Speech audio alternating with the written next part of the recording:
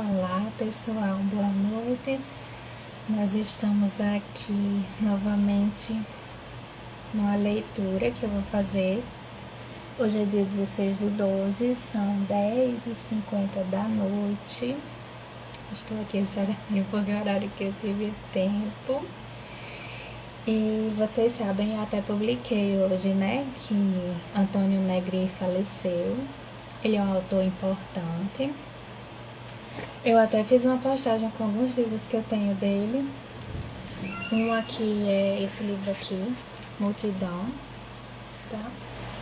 É uma parceria dele com Hardet.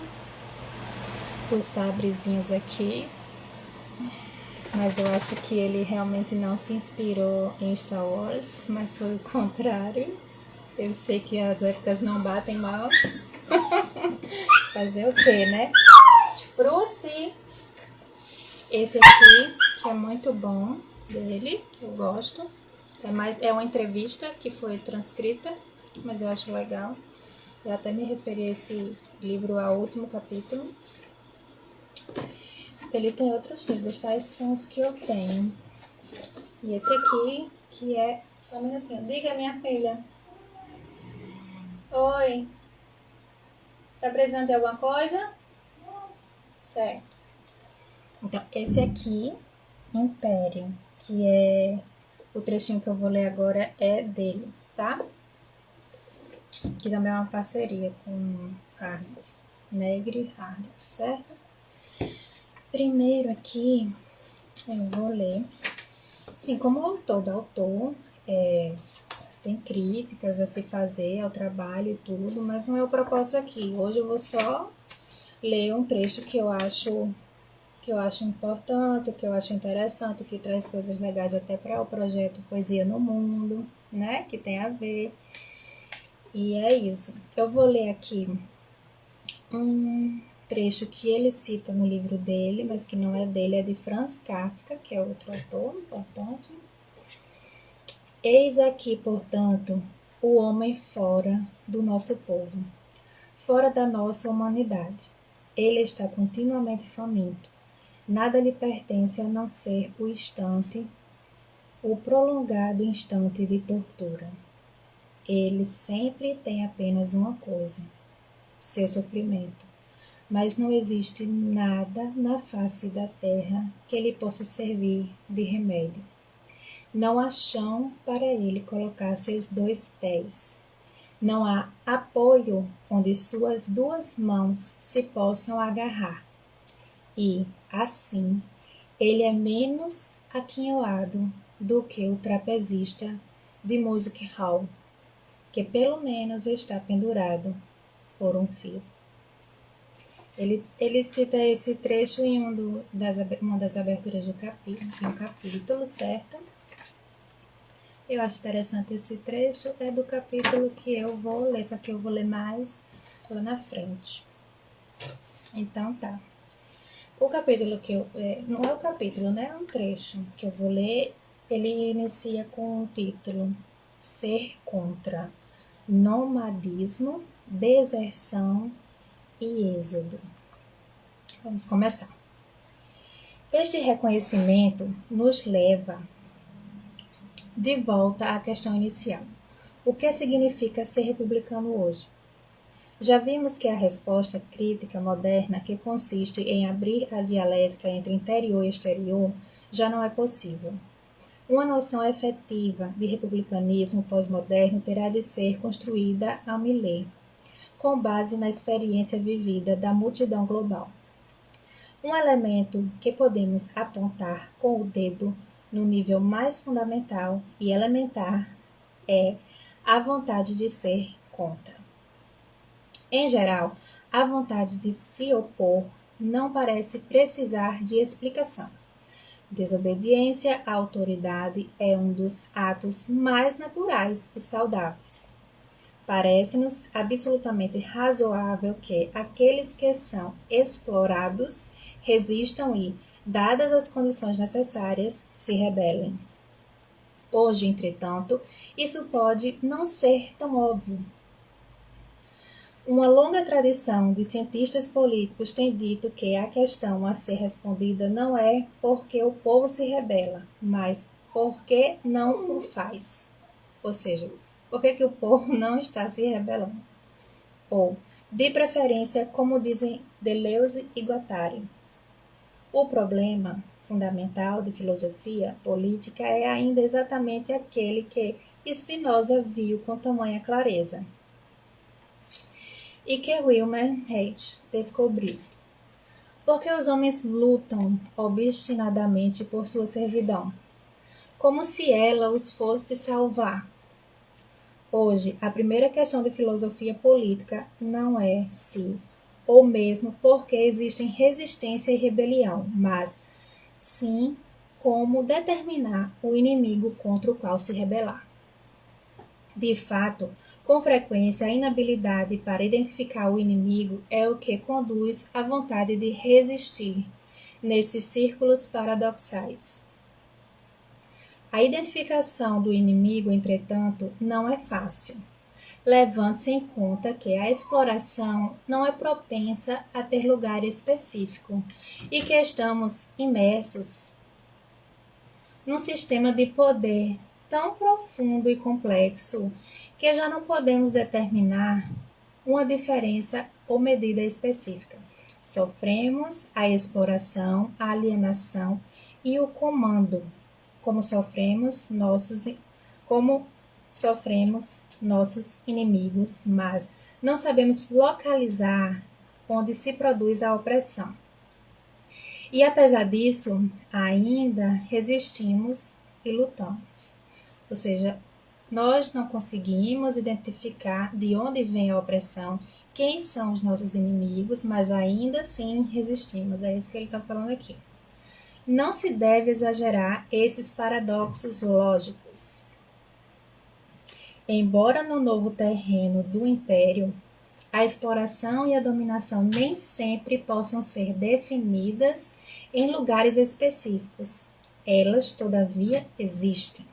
Por mais que os cidadãos, as pessoas não consigam identificar de onde vem a opressão, o controle, ainda assim, eles existem, né? É o que ele está falando aqui. A globalidade do comando que impõe representa a imagem invertida, algo como um negativo fotográfico da generalidade das atividades produtivas da multidão. Aqui a gente pode parar um pouquinho para tentar imaginar o que ele está querendo dizer. Eu vou repetir. A globalidade do comando que impõe representa a imagem invertida, algo como um negativo fotográfico da generalidade das atividades produtivas da multidão. Então, você pode parar aqui e imaginar a multidão sendo fotografada e fazer o caminho inverso para saber quem é que está observando ou fotografando as atividades produtivas dessa multidão. Tá certo? E aí você vai ter esse caminho de volta. Ele está tentando resgatar de onde está vindo esse comando, essa opressão, e ele usou esta figura. Vamos continuar. Algo como um negativo fotográfico da generalidade das atividades produtivas da multidão. E, apesar disso, essa relação invertida entre o poder imperial e o poder da multidão não indica qualquer homologia. Ou seja, não é igual, é diferente um lado e o outro lado, certo? Vamos continuar. De fato, o poder imperial já não pode disciplinar os poderes da multidão, tá? De fato, o poder imperial já não pode disciplinar os poderes da multidão, pode apenas impor controles sobre as capacidades sociais e produtivas gerais. Controle sobre as capacidades sociais e produtivas gerais. Do ponto de vista, aí ele vai dividir, ele vai dizer como que é feito esse controle, tá bom?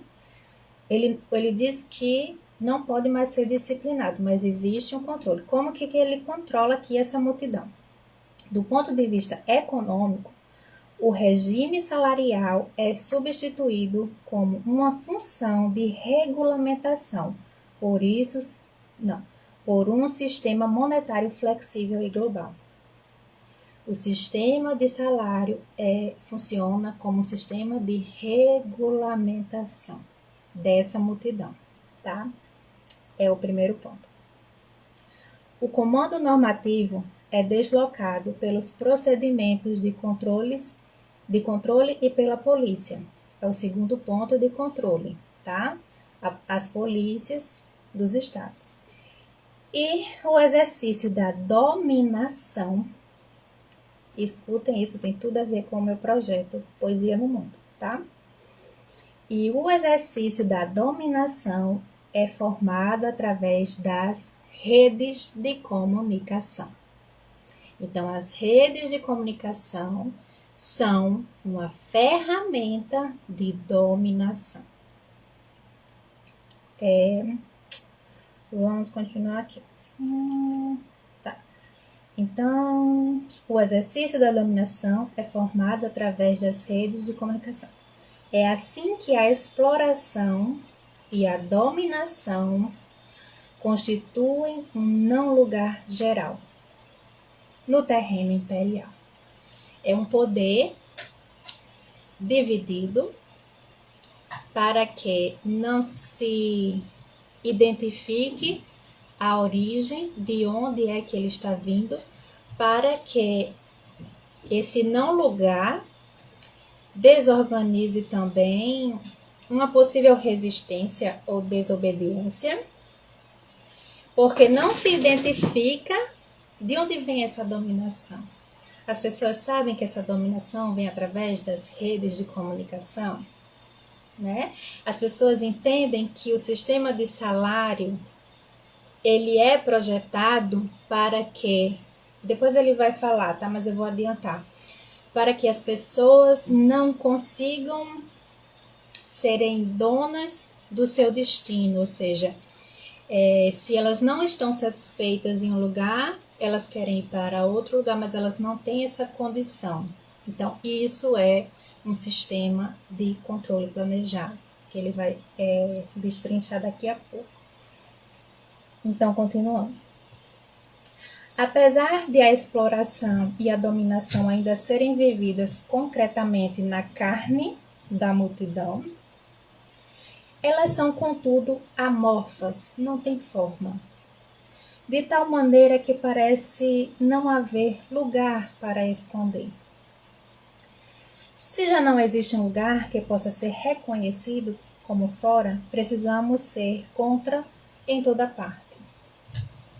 Esse ser contra torna-se essencial para todas as posições políticas do mundo, todos os desejos que sejam efetivos, talvez o da própria democracia.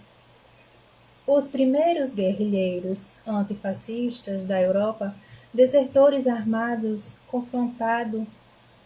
confrontando seus governos traidores, foram apropriadamente chamados de contra-homens. Hoje, o ser contra generalizado da multidão precisa reconhecer a soberania imperial como o inimigo e descobrir os meios adequados para subverter o seu poder. Aqui vemos outra vez o princípio republicano em sua primeira instância: deserção, êxodo e nomadismo. Se na época disciplinar a sabotagem era a noção fundamental da resistência, na época do controle imperial, esta pode ser a deserção. Enquanto ser contra na modernidade significava, com frequência, uma oposição direta ou dialética de forças, na pós-modernidade, ser contra pode ter mais eficácia numa atitude oblíqua ou diagonal. Batalhas contra o império podem ser ganhas por subtração ou defecção. Essa deserção não tem lugar, é a evacuação dos lugares de poder. Através da história da modernidade, a mobilidade e a migração da força de trabalho romperam as condições disciplinares às quais trabalhadores são compelidos. E o poder exerceu a mais extrema violência contra essa mobilidade.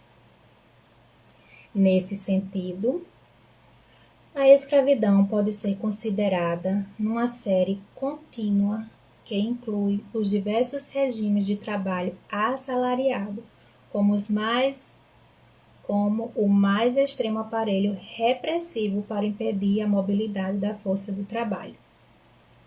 A história da escravidão negra na América demonstra a necessidade vital de controlar a mobilidade dos trabalhadores e, por parte dos escravos, o desejo irreprimível de fugir. Dos navios fechados de Middle Passage, as rebuscadas técnicas repressivas empregadas contra os escravos fugidos.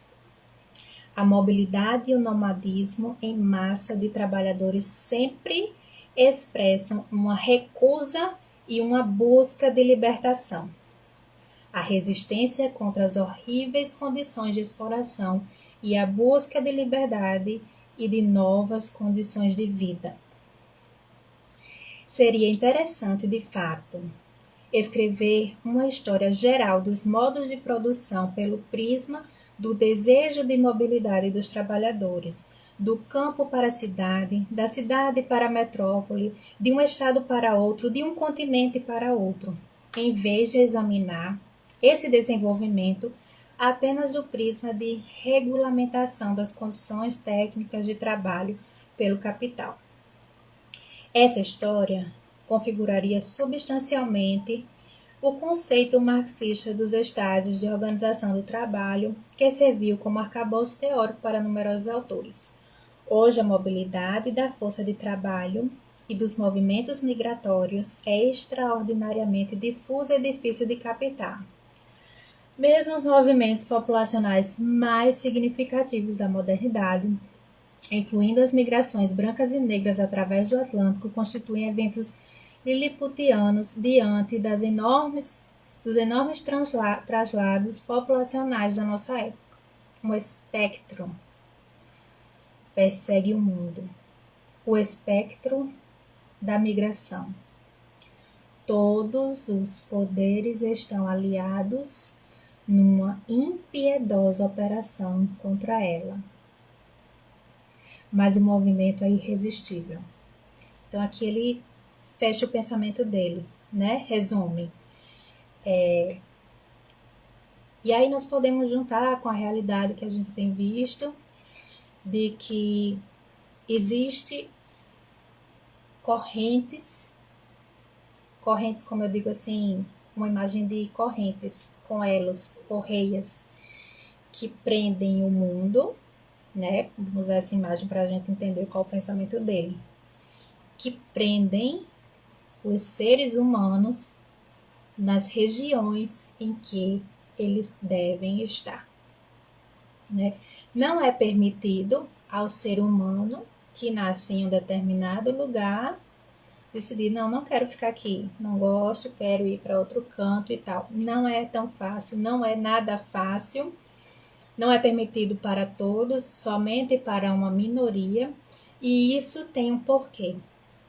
Isso é controlado pelos detentores das forças de trabalho, que não são mais chamados de escravos e os grilhões não são mais palpáveis, concretos e visíveis, mas que existem, apesar da sua invisibilidade, né? Eles são invisíveis, mas existem. Por um ser humano não ser livre, eu escutei uma vez uma explicação muito adequada sobre esse assunto.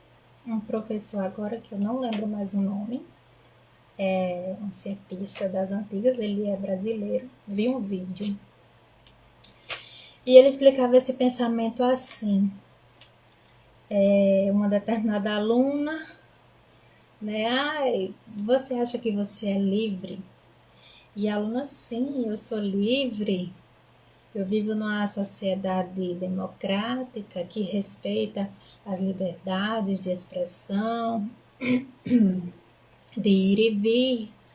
Aí ele disse assim: pois muito bem, então você vai passar as suas férias na Europa? Você vai comprar uma passagem de avião e pode decidir o seu destino, pode decidir onde você vai passar as suas férias? E a aluna disse: não, professor, eu não tenho dinheiro para isso. Talvez nunca tenha. Então ele disse: pois, então, pelo pensamento de determinado autor, que eu não vou dizer aqui, vocês depois pesquisem, você não é livre. Porque liberdade, segundo esse autor, é a possibilidade de escolher entre diversas opções aquela que você quer. Se você não pode escolher entre várias possibilidades a que lhe agrada, a que é a sua vontade, não lhe é dada essa capacidade, então você não é livre. Então, direitos seus estão sendo tomados sem que lhe seja dito isso diretamente, né? E aí, isso aí está no primeiro aspecto de controle que ele citou, que é o sistema monetário de salários. Então, acho interessante esse pensamento que ele discorre e ele fecha esse pensamento assim, dizendo que um espectro persegue o mundo, o espectro da migração. Todos os poderes estão aliados numa impiedosa operação contra ela, mas o movimento é irresistível. Depois ele explica por quê. Porque, de certa maneira, todos os seres humanos têm um nível de insatisfação. E o próprio sistema em que se vive de exploração faz com que o ser humano queira uma vida melhor cada vez mais.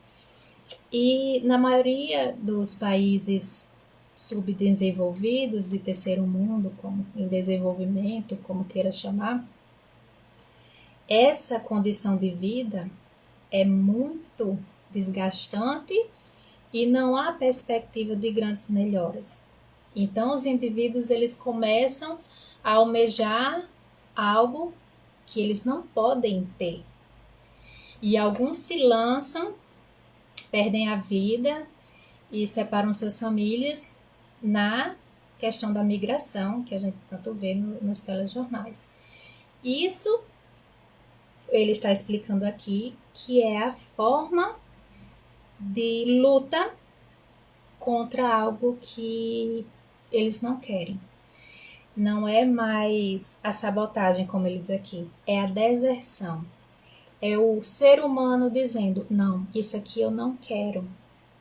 Então, a migração na pós-modernidade é o movimento em que se encontra a resistência. E é isso que ele está chamando de fantasma que ronda o mundo. Um mundo que está acorrentado, que impede a força de trabalho dos seus países de fugir, de sair de onde as pessoas estão para buscar outro tipo de vida. Então, esses donos do sistema não querem perder a sua força de trabalho, porque da força de trabalho vem a riqueza de uma nação. Entende? Então, as coisas estão interligadas. Eu vou continuar. Junto com a fuga do chamado Terceiro Mundo, existe um fluxo de refugiados políticos e a transferência de força de trabalho intelectual, além dos movimentos em massa do proletariado agrícola, industrial e de serviços. Os movimentos legais e com documentos são esmagados pelas migrações clandestinas. As fronteiras de soberania nacional são peneiras e toda tentativa de regulamentação completa sofre violenta pressão. Economistas tentam explicar o fenômeno apresentando modelos e equações que, mesmo se fossem completos, não explicaria esse desejo irreprimível de liberdade, de movimento. Com efeito, o que nos empurra por trás é, negativamente, a deserção das miseráveis condições culturais e materiais da reprodução imperial. Mas, positivamente, o que nos puxa para a frente é a abundância de desejos e acumulação de capacidades de expressão e produção que os processos de globalização determinaram na consciência de todo indivíduo e de todo grupo social, e, portanto, uma certa dose de esperança. A deserção e o êxodo são uma forma poderosa de luta de classes dentro da pós-modernidade imperial e contra ela, né? Isso aí eu expliquei, ficou bem claro, eu acho. E uma coisa aqui que ele fala, né, que puxando positivamente é o que todo indivíduo tem dentro da mente, que é aquele sonho que o próprio sistema implantou na mentalidade dele. Eu vou ler para você ver como é isso mesmo que ele está falando. Ó. Mas positivamente o que nos puxa para frente é a abundância de desejos e a acumulação de capacidades de expressão e produção que os processos de globalização determinaram na consciência de todo indivíduo e todo grupo social e, portanto, uma certa dose de esperança. Como é o fluxo da migração? O fluxo da migração é exatamente para os Estados Unidos e para a Europa. Por que disso? Porque o sonho é dito todos os dias, todas as horas. O sonho da vida perfeita, o sonho da vida boa, o sonho está nesses lugares. E aí os muros sobem, e aí esses países pescam os intelectuais, retiram dos países aquelas pessoas que eles querem e barram as outras pessoas. E aí ele finaliza esse pensamento dizendo: a deserção e o êxodo, a migração, são uma forma poderosa de luta de classes dentro da pós-modernidade imperial e contra ela.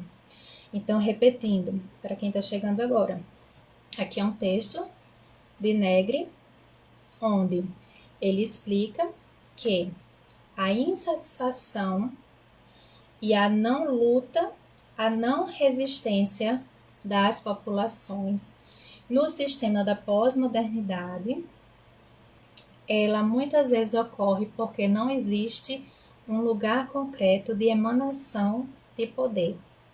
Ou seja, existe um poder, existe um controle, existe a opressão sobre a sociedade, mas existe também um não lugar.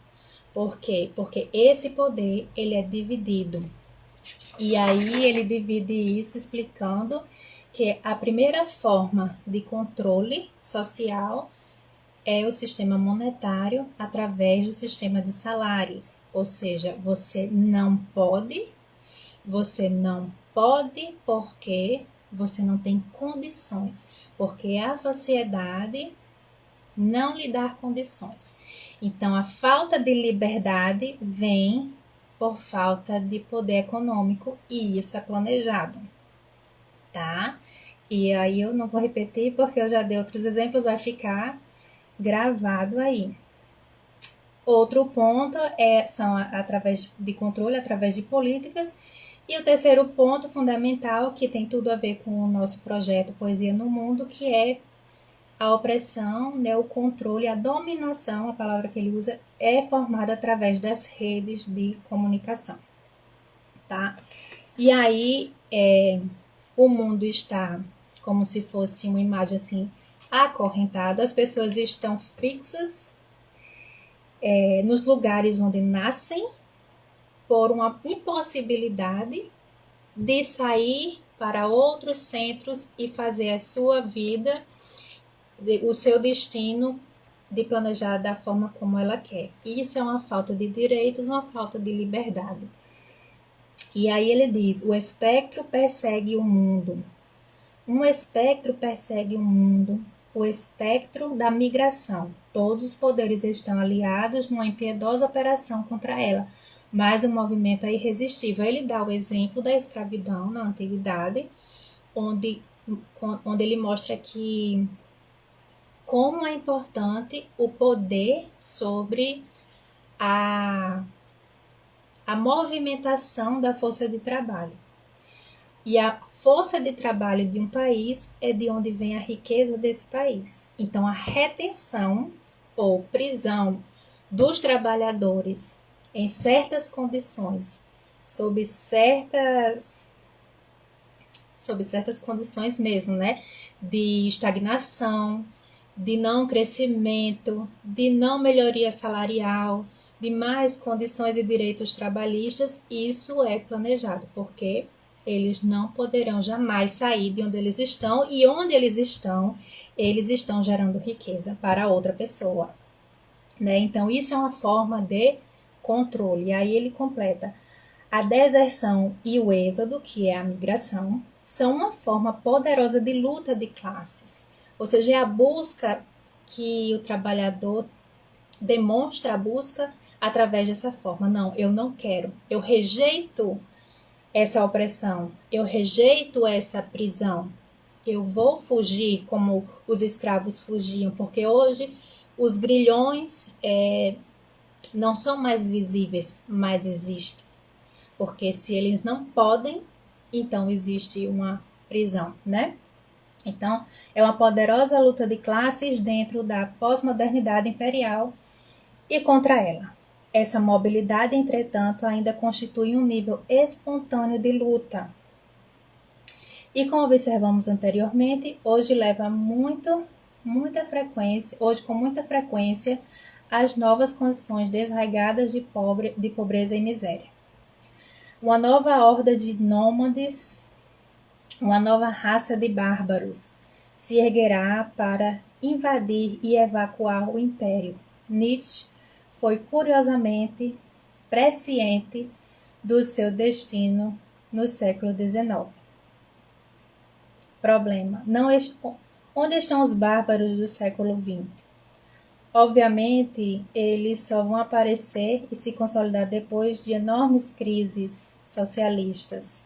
Não podemos dizer exatamente o que Nietzsche preveu nesse lúcido delírio, mas com efeito que acontecimento recente poderia ser exemplo mais forte de poder de deserção e êxodo, o poder da horda nômade, do que a queda do Muro de Berlim e o colapso de todo o bloco soviético.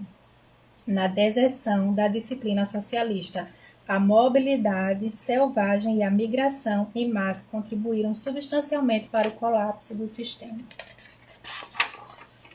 De fato, a deserção de quadros produtivos desorganizou e feriu no coração o sistema disciplinar do burocrático mundo soviético.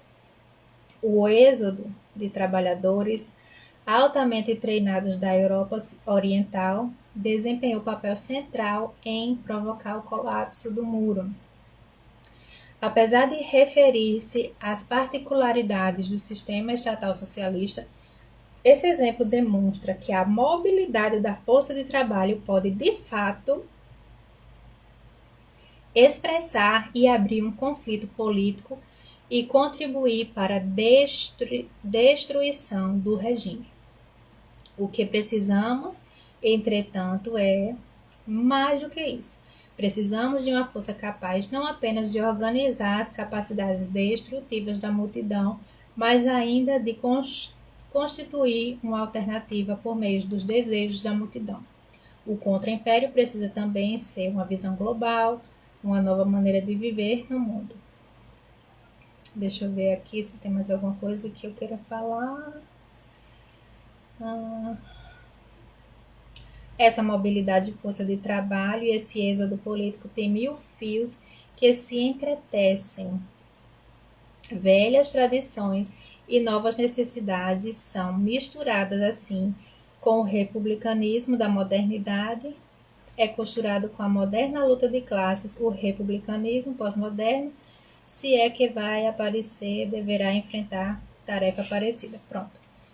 Então, esse texto que eu escolhi, Negri morreu, o autor faleceu ontem, e aí me veio à memória, né, alguns trabalhos dele.